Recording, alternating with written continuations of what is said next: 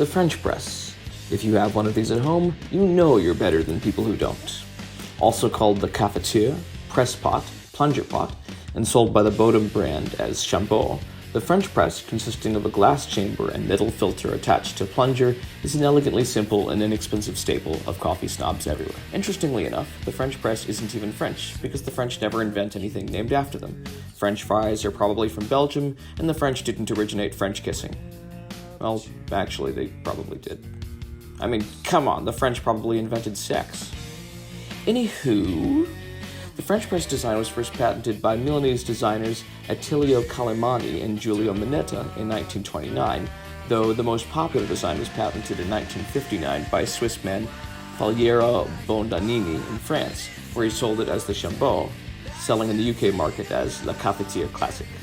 The coffee maker's popularity may have perked up after being featured in the 1965 film The Ipcress File, the opening credits of which feature an overly detailed performance of Michael Caine somehow making French press coffee filter using a blade grinder and letting his grind seep for all of 9 seconds before pouring.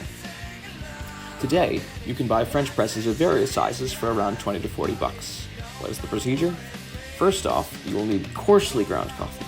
To accomplish this, you will either need a brewer grinder that can be set to coarse, or have your favorite coffee shop grind it for you for French press, which is about the fineness of kosher salt.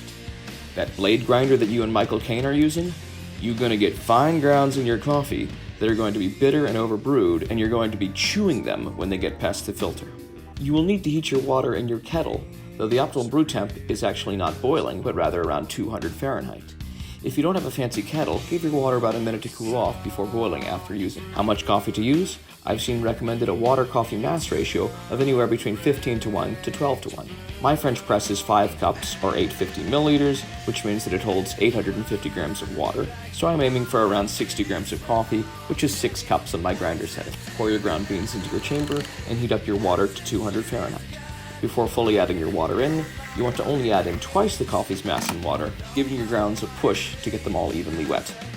This is called the coffee bloom.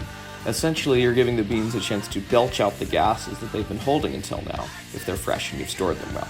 Give your grinds about 30 seconds to bloom. Next, add the rest of your water, giving a gentle stir to get the grind spread out.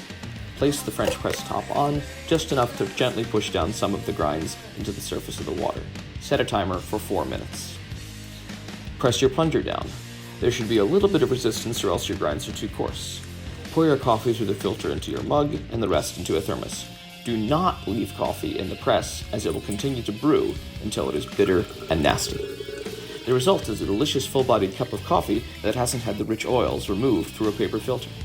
Now, you may have heard through the news that French press coffee is bad for you because of these oils.